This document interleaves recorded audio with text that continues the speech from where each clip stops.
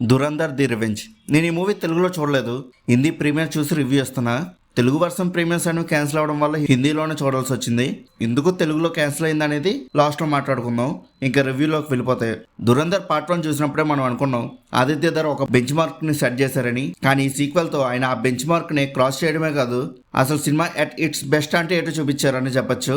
ఈ మూవీ గురించి ఇంకా డీటెయిల్గా ఈ వీడియోలో మాట్లాడుకుందాం. లాస్ట్ వరకు స్కిప్ చేయకుండా చూడండి.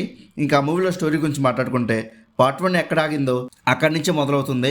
మన దురంధర్ జస్ప్రీత్ సింగ్ ఇప్పుడు హంజా అలీ మజారీగా ఎలా ట్రాన్స్ఫార్మ్ అయ్యాడు, అసలు తన టార్గెట్ ఎవరు, తన ఫ్యామిలీకి జరిగిన అన్యాయానికి ఒక్కొక్కరిని ఎలా వెంటాడి చంపాడు అనేది మెయిన్ స్టోరీ.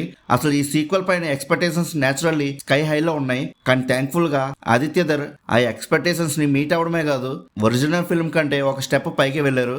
పార్ట్ 1 ఒక సాలిడ్ ఫౌండేషన్ అయితే, ఈ పార్ట్ 2 ఒక గ్రాండ్ స్కై స్కాపర్ లాంటి విజన్ తో వచ్చింది. ఈ మూవీకి ఎమోషన్ అనేది బ్యాక్ బోన్ లా ఉంటుంది. కేవలం గన్ ఫైట్స్, బాంబ్ బ్లాస్ట్ మాత్రమే కాకుండా దీనిలో ఉన్న కరేజ్, రెసిలెన్స్ అండ్ జస్టిస్ అనే ఎలిమెంట్స్ సినిమా అయిపోయిన కొద్దిసేపటి వరకు మన మనసులో అలా ఉండిపోతుంది. ఇంకా స్క్రీన్ ప్లే విషయానికి వస్తే టైట్ గా, ఫాస్ట్ ప్లేస్డ్ గా ఉంటుంది. మీరు పీక్ పాయింట్ కి వచ్చేసామని అనుకునే లోపు డైరెక్టర్ మరో గూస్ బంప్స్ మూమెంట్ తో ఇంకా పైకి లేపుతారు ఆ సీన్ ని. ఎస్పెషల్లీ క్లైమాక్స్ మాత్రం స్పీచ్లెస్ అనే చెప్పొచ్చు. అంత బాగా నచ్చింది నాకు. ఎక్స్ప్లోజివ్గా, ఎమోషనల్గా చాలా సాటిస్ఫైయింగ్గా ఉంటుంది. ఇంకా పెర్ఫార్మెన్సెస్ గురించి మాట్లాడుకుంటే, రణ్వీర్ సింగ్ కెరియర్లోనే ది బెస్ట్ పెర్ఫార్మెన్స్ అనే చెప్పొచ్చు. అండ్ ఈ దురంధర్ డువాల్జీ ఒక ల్యాండ్ మార్క్ మైల్ స్టోన్గా మిగిలిపోతుంది రణ్వీర్కి. ఇంకా అందరూ వెయిట్ చేస్తున్న పెద్ద క్వశ్చన్, హూ ఈస్ బడే సాబ్. ఇది మాత్రం థియేటర్లో రివీల్ చేసేటప్పుడు మీరు నిజంగానే షాక్ అవుతారు. దీంతో పాటు ఒక powerful actor striking cameo appearance ఇస్తారు.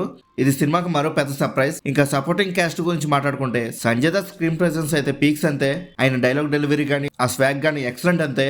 ఇంకా మాధవన్ గారి యాక్టింగ్ గురించి చెప్పాలంటే చాలా కామ్ గా ఉన్నట్టు అనిపిస్తుంది, కానీ అంతే పవర్ గా పెర్ఫార్మ్ చేశారు. ఆయన సీన్స్ లో ఉన్న ఎమోషనల్ డెప్త్ అనేది మనకి చాలా బాగా కనెక్ట్ అవుతుంది. ఇంకా ఇంతమంది బిగ్ యాక్టర్స్ మధ్య కూడా సారా అర్జున్ తన మార్క్ ని చూపించింది. ఇంకా మిగతా వాళ్ళందరూ వాళ్ళ రోల్స్ కి వాళ్ళు 100% న్యాయం చేశారని చెప్పొచ్చు. ఇంకా మూవీలో టెక్నికల్ ఎక్స్పర్ట్స్ చూసుకుంటే, సత్యదేవ్ గారు సాంగ్స్ అండ్ బీజిఎమ్స్ ని ఎక్సలెంట్ గా ఇచ్చారు, సేమ్ యాజ్ పార్ట్ 1. పాత సాంగ్స్ ని సినిమాలో వాడిన విధానం కూడా చాలా బాగుంది.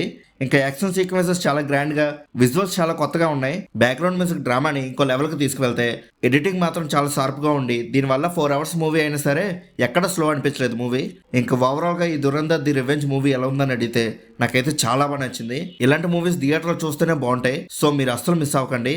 ఇంకా నేను లాస్ట్లో తెలుగు వర్షన్ ప్రీమియర్స్ రిలీజ్ గురించి చెప్తా అన్నాను కదా, ఆ ఇష్యూ ఏంటంటే, మూవీ టీం వాళ్ళు అన్ని లాంగ్వేజెస్లో 3 hours 55 minutes కి డబ్బింగ్ కంప్లీట్ చేసుకుని ఓవర్సీస్ కూడా ప్రింట్ పంపించేశారు.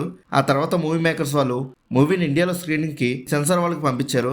వాళ్ళేమో మూవీలో 6 minutes ని ట్రిమ్ చేయమన్నారు ఎస్టర్డే.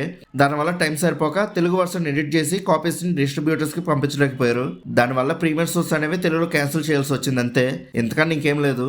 ఇంకా మీలో కూడా ఎవరైనా ఈ దురంధర్ పార్ట్ 2 మూవీ చూసుంటే మీకు ఎలా అనిపించిందో కింద కామెంట్ సెక్షన్ లో చెప్పండి. అలానే movie updates and movie reviews కోసం మన సినిమా ఛానల్ ని సబ్స్క్రైబ్ చేసుకుని బెల్ ఐకాన్ కూడా ఆన్ చేసి పెట్టుకోండి. మా వీడియోస్ని మీరు మిస్ అవ్వకుండా చూడగలుగుతూ ఉంటారు. ఇంకా మళ్ళీ మనం నెక్స్ట్ వీడియోలో కలుసుకుందాం. బాయ్.